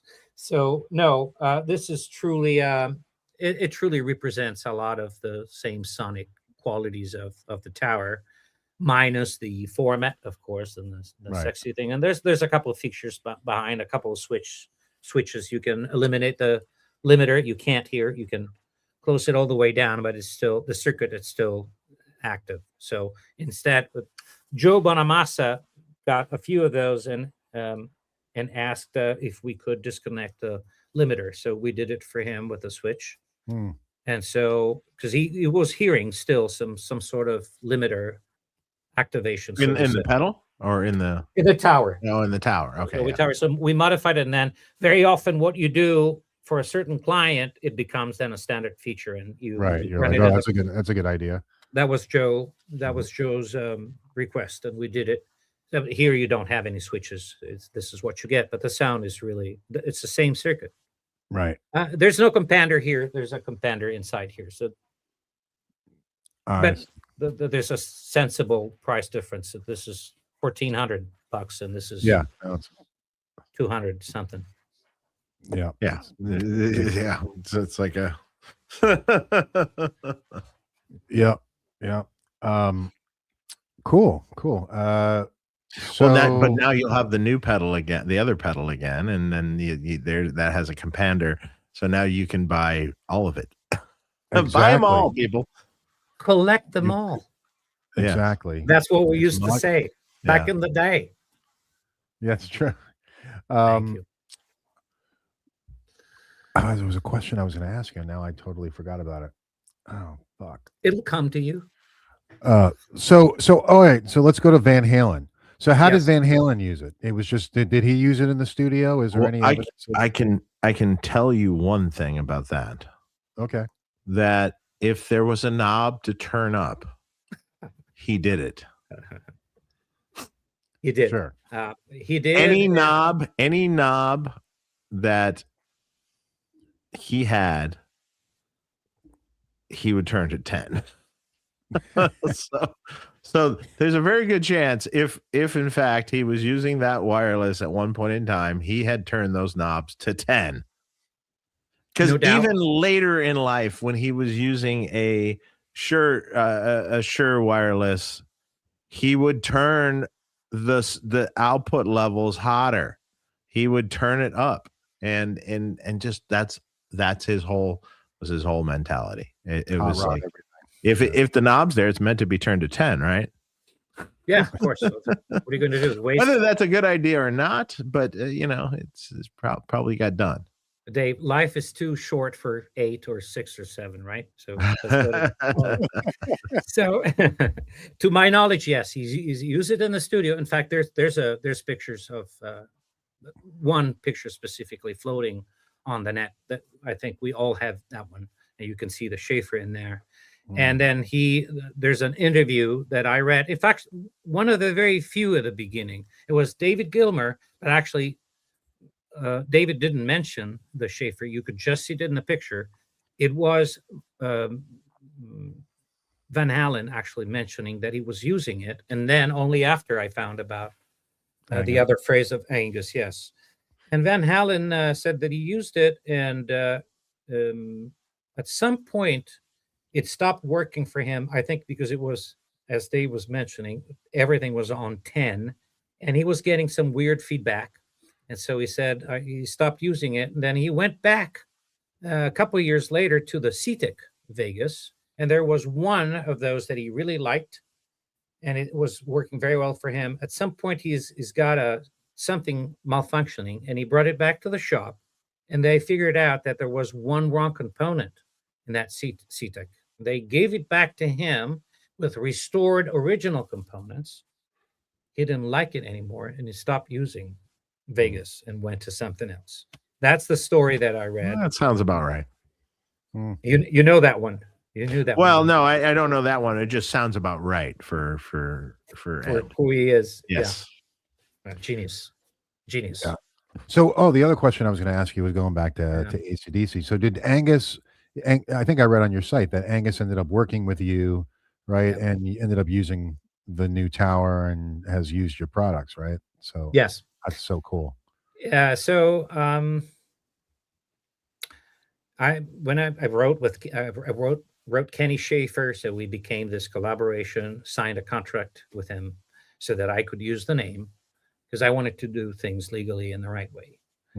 And then so we learned that AC/DC were going to record a new album in 2014. And some fan, which is a good friend of mine now, we became friends, close friends, wrote Angus and Ella in Holland telling them, listen, there's this crazy Italian guy that made a reissue of what you used to use back then, your wireless system minus the wireless. I've seen it on his internet site. You really want to hear about this guy. They read that letter. They read the letter. Angus told me. Okay. Peter, thank you. It's my friend who wrote the letter and calls me to Vancouver via team something, part of the production team back in the day. They got in touch with Schaffer via connection provided by Susan Massino, one of the biographers of and friends of the band back in the day. They tell us to go. I don't want to go at first because I'm terrified of meeting my hero, Mark and Dave. I can understand that. I know. And that's why I underline it. So I was aware at the time. It was a long time ago, but so I was already a man, grown up. But I was afraid. And so at first I told Ken, no, you go. And he said, what are you talking about? New Yorker. What you talking about, schmuck? Let's go now. So I said, all right, let's do this. So we fly there and we go and I deliver this first prototype of the tower, which there's a picture. You can see it there, Angus and myself together, but you can find it online. It's just one of the pictures of my life. and, and I give it to him. He doesn't, of course, try it right away. We spend quite a few hours at the studio. I get walk around of the warehouse studio that belongs to Brian Adams, but AC/DC have been working and recording in that studio for the past 30 years. And I get to meet Rick St. Pierre, which at the time was Angus guitar tech, because Malcolm wasn't there anymore. So he became Angus guitar tech for that album. And then I go back to Rome. And a couple of days later, Rick calls me on the phone and says, Phil, well, I don't know how to do a Canadian accent, but Phil, Angus liked very much your thing. He's going to use it on the album. And there was a moment of silence, and then I believe a thud that it's me falling on the floor. I remember that moment vividly as well. My wife was there, and she saw me in that. You guys can understand. I mean, I was just an Italian. I can imagine. Citizen in Rome, not part of the industry, nothing, just a freak doing videos on YouTube. That's how it was. Maybe it still is. So that's how it started. It started like that, and since then we've been providing a few more towers than when the other guitar tech came around. My friend, which we salute tonight, which is I'm sure a friend of yours as well, Trace Foster. Yeah, which I is know still Trace. with, of course you do, still with Angus. And there he's been using the towers that Angus has, I think 4 or 5. He always has 2, because he needs to have redundancy, of course. Yeah. But from what I'm told, they have never had a failure since 2014, which is the first time that I gave them the first. So this Great. is what, 12 years now, going strong. Thank you for standing with my Italian pride of sorts. So, and he's been using it in the studio and live continuously. So, and it's been going on. He still uses it. I know it because I was speaking with Trace, and I met them actually during the first leg of the European tour in 2025. I went to Amsterdam. I couldn't get backstage, unfortunately, because they weren't letting anyone. But I got to meet Trace, so told each other the usual stories. Yes, Phil, bro. By the way, Trace, Mark, used to be a Fort Myers resident, huh? Oh, really? Yeah, then moved to Tennessee, Nashville. So let's go back to the amps. So Yes, are you still making those amps? Are you still doing those amps? one amp. Just There's one amp. It's just the this JTM one. 50. We just do that, and we just do it because it's part of the history of the whole package of the things. So you still make it? Yes. Oh, And Dan's doing it. No, now Dan has his own line, and he was I see. at some point he got too busy to do it. So and Dave, we really do one every 6 months, something like that. Right. It's a rare item. It doesn't fly off the shelves. Yeah. We're going to have one at NAMM, and our friend Dweezil Zapp actually is going to he's going to demo that on video. Hi, Dweezil. Sweet. Very, and he's going to be there, so I can't wait to see him again. Another genius. I'll be there. Coming from another family of geniuses. He's been on the show. He's amazing. So basically, Mark can run around to all the places that I can't seem to break off to see, and then tell me what's there. Like, oh, Dweezil was amazing. or you'll be able to you're like, go here and go there and go there, and then maybe I can somehow sneak out for a second. Yeah, I don't know what it used to be when NAMM was 4 days, right? You had Sunday.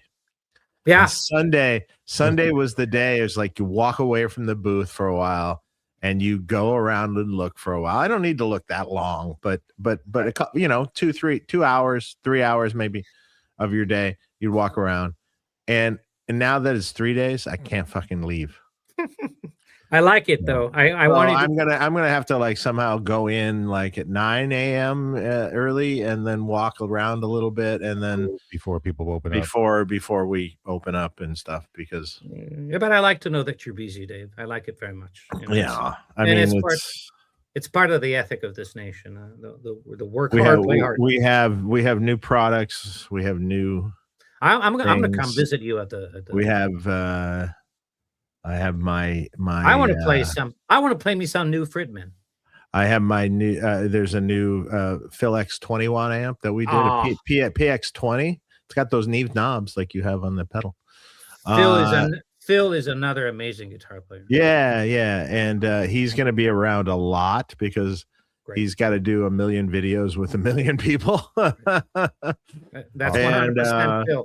And then I'm showing, although it just got finished, my second amp in the vintage collection, which is a Vox AC30. Oh God. Kind of amp. So. I might. Although an amp like that's sort of hard to hear at NAMM because it really doesn't do it justice without some volume to it and thing. But I'll present it in a good way. And it's really cool looking too. It looks really retro and cool. I didn't make it look exactly like a Vox. But it has reminiscent things about a Vox, and I made it look very retro kind of looking. So that's that stuff. It's the stuff that I still love. The old looking stuff. It's pretty cool. I finished it this morning. Bravo, bravissimo. Before it left. There you go. It met the deadline. Just barely. Yeah. Well, and there's a couple things in getting ready for NAMM. You're like, okay, well, that's got to change, and that's got to change, and that's got to change. A couple little things, but it's presentable and sounds good. I compared it to my.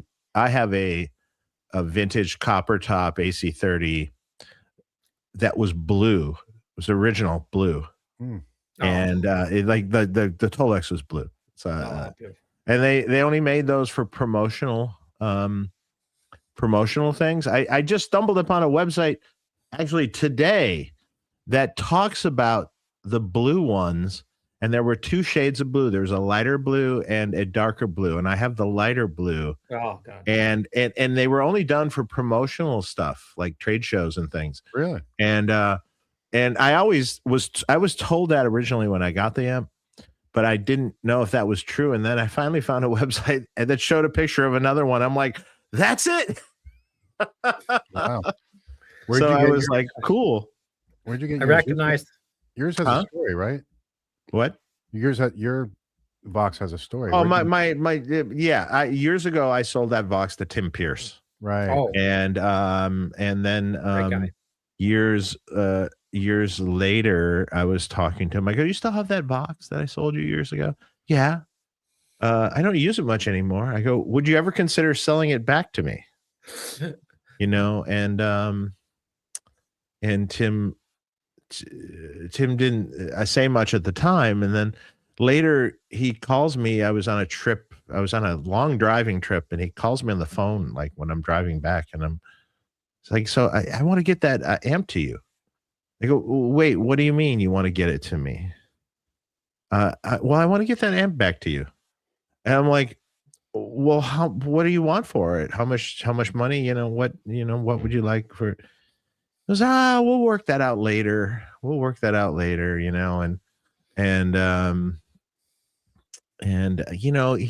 I didn't buy it for very much money from you originally, and I used it and made a lot of money off of it over the years. And, that was his attitude. And he goes, maybe, in the end, it was like, let's do some video content together or something. And we can call it, even or something. I'm like, what? Huh. So thank you, Tim. I really appreciate that. He's a great guy. You don't understand how much I actually appreciate that. So he's a great guy. So that was very, very, very cool of you. And I really appreciate it. I haven't met him in person, but it matches the many friends have told me. Yeah. He's usually a NAMM. He walks around. So so you have it back again. I have it. It's with me with my several other vintage amps I have. But so I made a clone. That's awesome. I was sitting there with an amp switcher the last couple of days going back and forth going, is it the same? Is this okay? Does it have, first of all, does it have the same tube? So let's make sure that, like, because it can't, and in the end, it was like, well, I think I like the new one better. Huh. Wow. So that's good. When you get to that point where you're like, oh, maybe I like the new one better. That's good.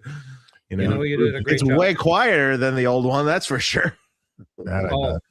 The old Voxes are not notoriously just a hum field mess of hum, and they're just not, Number one, they're and not number- made to be quiet. and not even to be reliable. So it's Definitely not to be reliable. They're designed So- to self-destruct. after a while. So there's another reason to go for a clone. Yes, yeah, exactly. So, Thank you. yeah. Wallace, $2 for your drink of choice on Tuesday, Dave. Beautiful. Lucky you. I'll get I my really water. had water, and then I had a little tiny bit of tequila. Mm. So, Nice. and someone else said somewhere in this chat, will you have a drink in hand at NAM? And of course I will. Yeah, that's a Coffee. mandatory. That's a mandatory just to get through NAM. So yeah. Although I might go a little lighter than I have in some previous NAMs. So I just That sounds like a lot of fun, though. yeah. That has Well, we have a secret room that has a bar in it, basically. So You getting those pastries again, Dave? no, we don't get that anymore. That someone used to bring those, and someone in Avi's family used to bring those, and I don't know who brought them. And I last couple of years we haven't had any. So those are from.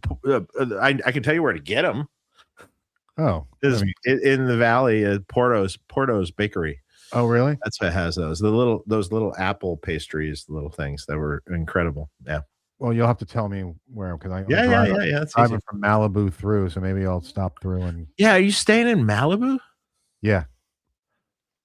We haven't. Is there anything left in Malibu to stay at? That's a good question. No, like I'm serious. I don't know. No, I mean we're staying in a nice hotel. Okay. I don't think there's much there anymore. Really? for only Yeah, no, it 899. burned down. Oh, you're right. Yeah. So should I Oh, not even? Most of Malibu burned to the ground. No. Well, it's not really Malibu where we're staying. We're staying in Calabasas. Oh, that's not Malibu. Okay. Yeah. But they said for some reason they said Malibu, but No, Calabasas is not Malibu. that's what it said. Malibu, Calabasas. That's what the hotel. Well, it you can take the road to Malibu. Yeah, it's not really. Yeah. Okay. What are you gonna do at Calabasas? we were just picking some place that we hadn't been. Okay. Now we were like, oh, we've been here, we've been there, we've been Should have gone to there. Ventura. We were going to, but it was really far because then the drive from Ventura all the way No, to it's not. It's an hour. It's an hour from the valley. It's not far. Well, when I saw it, it was 2 hours or No, no. From the valley where I'm at, Ventura is 1 hour away, or maybe less, 45 minutes. Well, I'm saying when I mapped it from Ventura to Anaheim. Oh, well, that's 2 hours away for That sure. was almost 2 It's hours. an hour from the valley, but the Anaheim is an hour from the valley. Yeah, so I figured, we that's wanted to 2 stay- hours the whole distance. Yeah. Yeah, we kind of wanted to stay within like an hour of Anaheim. I don't know. Calabasas is not much difference in time frame. It's going to be an hour and a half drive. Okay. So All right. traffic. Well, Yeah. we'll drive. We can head over to Ventura one day and drive over there. yeah, you should. Yeah. Well, we're looking forward to it. I can't wait. And yeah. And then from there, I'm going to Nashville right after that Oh, really? for work. Yeah, Oh, which will be that'll be intense too. that could be fun. Yeah, I'm gonna be on the road for 9 days straight. So Oh boy, yeah, it's gonna be fun. That's pretty cool. my water has gone through me. I'll be right back. No problem. No Yeah, problem. of course. Yeah, so that's fantastic. You work with Angus, and Yes. so one of the guys that was on our show was Jim Gostad. I don't know if you heard of him. He's a major EVH historian and a Oh, wow. geek and loves all that stuff. And he actually worked with IK Multimedia to come out with Yeah. Oh, yeah. with the like a brown sound tones Yes. through IK Multimedia. And one Yes. of the packs that he came out with had the Vega wireless as part of the pack. Yes. So apparently he had that. He has that unit also. Yes. I can't imagine how many people have those units. They got to be pretty freaking rare, right? It is rare. It's just because, as I told you before, 1,000 approximately were by the record of sales, which is Only in one, fact recorded. so just 1,000 of them. Yeah. Yeah, Wow. of the original Schaeffers. And then there were the Vegas, which are fairly close, to be honest. According to Ken Schaeffer, when I told him, no, it's completely different, you geeko. But, but I think it sounded pretty close. So, but the original Schaeffer in the format of this black box, which is vertical like this, because then they were made horizontal, actually. So you can actually, and back to being 10. Color send. So you know, some of those might have been used. You still have the transmitter, which is pretty much the same with a compander, limiter, optical limiter. Some of those you wouldn't find the knob like this. There was a little screw and you didn't have the knob. Usually those are the ones that I knew how to tell. They were made for the microphone, so they were truly I would say in French, lavalier. I don't know how to pronounce that in English. So, but it was microphone and not guitar, because there's different electronics for The for the microphone, of course. So the original one was actually for vocals. So the first Vega came out with a single antenna, same sort of cigarette packet size, transmitted like this. And Mick Jagger was one of the first users. And that's how Ken Schaeffer, who was dating Rolling Stones tour manager, Mrs. Lynn something, I forget her name. I'm sorry, Mrs. Lynn. We've been friends on Facebook for many years. And so the two were together. So Mr. Schaeffer was following her, and he saw a few concerts. And Mick Jagger was actually using the wireless by Vega, and so Schaeffer had the idea, why don't I do that for guitar? And so he started experimenting with that. He added the second antenna, the diversity, and then over the years they added some more audio circuitry that made it more sophisticated and better reactive to the sound of the guitar. And then in 76, 77. You had almost the final product that was for guitar, and that was actually selling among those very famous acts that we all know: Chic, Earth, Wind and Fire, Kiss, AC/DC, Pink Floyd, you name it. If you were someone back then, if you had the dough, and even if you didn't, in fact, AC/DC bought just 2 units. And I was speaking in the studio, and Angus said, I don't know where I put it, because I think Ken Schaeffer, that was there with us in the studio, he must have asked, a little nosy, why stop using it? You know, like almost trying to make Angus feel guilty. Why you're still not using that stuff from the 80s that I made? And he goes, I don't know where it is, you know. And Ella, Angus' wife, with her Dutch accent, I know where it is. I know both units. They're in the storage, yeah. I know where it is. Yeah. That's cool. That's cool. Hey, we got a question from Fowler, Dave. The future 100-watt Plex is separate from the 100-watt grill? No, that is the grill. That is what that is, basically. Yeah. That's going to have the Variac, and it's going to be to spec of the grill. Yeah. That's so cool. That's a great name, Grail. The grill. I like it. I don't know if that's exactly what I might call it, but maybe. I like it. That's I'll just take it. stuff I've said. If you don't use it, I'm going to steal it for some future product of mine. I'm like, oh, the Grail. I don't know if anybody's used it, and it's definitely a great name. I don't think, but we constantly say my holy grail is this or that. Yeah. I think it was used actually for a little while with Randall and George Lynch. So yeah, now that I'm thinking about it. I don't know. Interesting. Yeah, that's the biggest thing, right? You got to figure. Well, look at Zach Wild guitars are named something has Grail on it. Yeah. So we'll I don't know what it's going to be named. Interesting. Yeah. Yeah. Lots of- Another thing that came to mind is I might call it. So I got through the whole audio book of the Tone Chaser, and I mean every last bit of it. Wow. And War and Peace. But the audiobook's amazing because it has all the original interviews with Eddie. The audiobook is where it's at. I mean, not to tell you not to buy the hardcover book, but the audiobook is where it's at because you have all these priceless, original audio tapes, even though some of them are terrible audio, but you can still hear it. It's okay. You can get through it, right? And it's amazing, the audiobook, and all the addendum videos or interviews, with Rudy Laren and Zeke Clark and all these people. But when Stephen Rosen was first introduced to Edward by a publicist in like 1976 or something, or I don't remember, 1970s, the girl introduced him as Godhead. And that was another thing. I was like, oh, Godhead. Oh, it might be cool too. I can use this. Godhead. Yes. Yeah, she referred to him as Godhead, and rightfully so, probably.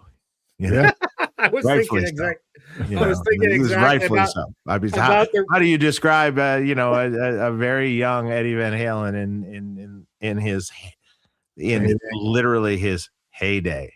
Yeah. Genius. I mean, especially that early. Oh God, fierce. Genius. Fierce. True. Because his attitude was that. Well, I mean, it was long before, it was when your idealistic young youth is, just you're there and you're just new and everything's great before all the industry and drugs and everything else over the years, and drinking took its toll, shall we say. This was before they made it big. This is the backyard parties and this is Listen to us always going back to the early days, huh? Yeah. Is it a sign of our age? Could be. Absolutely. No, it's also or it's just the sign of that there is no one that has replaced anyone. Too difficult. There's no one that has replaced the kind of, I mean, and a guy like Edward Van Halen, I mean, come on. I mean, he changed rock guitar, flipped it on its head, like similarly like Hendrix did in whenever that would have been, 67, 68 or something, around that era.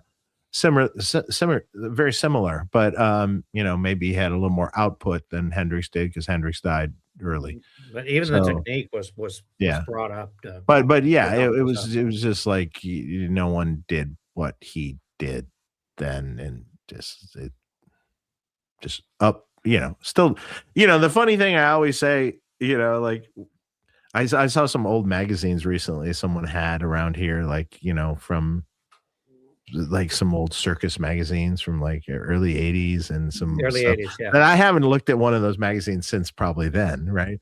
I looked at some of these magazines and I'm like, holy shit, look at this stuff. I remember all this stuff. Yeah. And because you used to pore over every magazine, every last detail of every picture, because there was no internet. You didn't know what these people looked like. You didn't know until you saw it in a magazine. You didn't know what they used till you read it in a magazine. You didn't know when you heard music, you're just hearing the music. You had no concept of what they looked like or who they were yet. Yeah. And you got all of that from a magazine. One picture. And it was refreshing to look at these magazines and I'm like, oh God. Dave, I can still smell the pages. Yeah, and I don't even know where I was going with this, but Nostalgia. you know, reeling in the years. That's what it is, you know. where was I going with this? I had something in mind when I was talking about this, but oh well. Anyway, I Well, forgot. we're talking about our age and the time. Well, and the yeah. musicians, how the Musician development. he changed Yeah. he changed the world. Oh yeah, that's where I was going. So the funny thing is when you look at the old magazines, that you know, today the same people, if the magazine exists still, are the same people that are on the covers today, Right. which is hilarious when you think about it.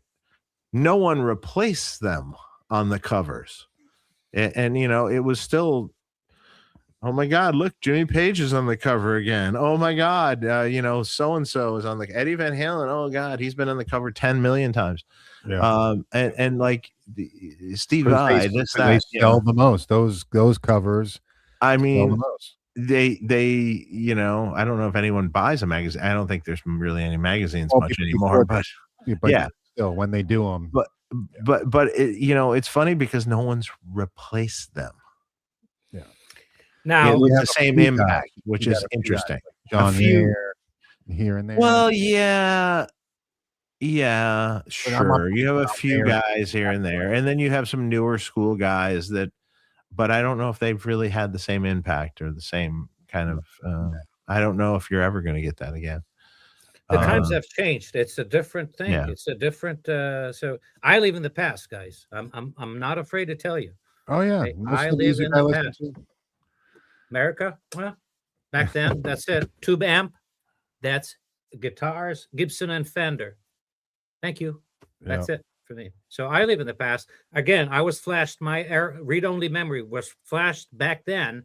It's still like that. I still live with that. So Dave was mentioning the people on the magazines. Maybe there's other people on those first cover magazine pages, and I'm not drawn to that. When I see my old rock stars that I know that have caused me emotion, well, then I'm drawn to that magazine at that time, or that book for that matter. So Dave said it. I don't know if it's true for everyone, including the kids, Dave.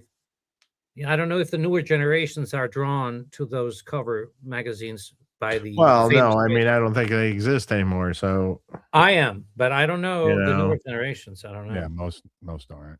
I mean, if anything, they're reading articles online, right? You know, Blabbermouth or I am Facebook as well. or whatever, you know. yeah. Hey, we got another super chat from Kelster von Shredster. Awesome name. What's going on, man? Have a drink on me at NAM. Thank you from your friendly Canadian neighbor up north. Oh, well, Hey, I know you. How are you? cool. Thank you. We appreciate it. Yep. And I want to thank Phil. Thank you so much for coming on the show. It was amazing to meet you and have the opportunity to hear your story and all about your products. And I look forward to meeting you at NAM Same. and seeing you and getting together in our Florida hometown. We'll figure that out. We'll talk, you know, at NAM. We'll figure that out too. So you're thanking me for having fun with you guys tonight? Absolutely. No, it's the other way around. Thank you. Well, we appreciate Well, it. we'll see you at NAM. Oh yeah, I'm gonna come look for you, specifically you. Well, I'll be there. Just Take a couple pictures pull together. me away from whoever I'm talking to, please. Please. Kindly, with kindness and love. I'm gonna Unless do it's that. some magazine or video thing. Don't I do want to that. try. No, of course not. I'm gonna maybe sneak in. There you go. No, No, you no, can sneak in, sure. Nah. Now I want to try that new Vox clone. That I want to try. I'll tell you. I'll remind you when I'm there, and maybe some other new product of yours. And Yeah, then sure. I want to see Mark as well. Absolutely. Look forward to meeting you. Be great. Back at you. Back at you, man. Ciao belli, grazie. Thank you. Hey, so much. hang on while we say goodbye. We'll say goodbye offline. Everybody, hey, have a great weekend. We really appreciate you tuning in. Make sure you hit subscribe. Oh shit, I didn't do our sponsors. Got to do that. Real quick at the very end of the show. I'll edit it and put it to the front. I could do that actually. I'll see if I can do that. Yeah, we've got Sweetwater. Make sure you guys check out sweetwater.com. We've got a video. Excuse me. Get yourself some candy. Yeah. Shopping for the new year. You know, see what you got. Just got this from them. What was that? Captor. Captor. Oh, the Captor X. Yeah. Or NAM. Yeah. Just Yeah. got it from them. Oh, sweet. Overnight. I love Sweetwater. Okay. Oh, I know they're great, aren't they? they're amazing. We love check Sweetwater. out, we have a link below our videos. Please check out the affiliate link. And then also we've got legendarytones.com, who's our sponsor. Please check out Legendary Tones. They are they have their hot mod products, their Tim Caswell number 39 product. They've got the George Lynch and the hot mod. So check the Evo hot mod. And then there's fixpedalboards.com For the pedalboard accessories and stuff that you need, check them out. And Thomann in Europe, for which is your European Sweetwater. Yes, Oh, so to speak. Dankeschön. Yep. Yes, check them all out. We really appreciate all our sponsors, and they're fantastic, great people. And yeah, have a great weekend. Thank you, everybody. We'll talk soon. Bye. See ya.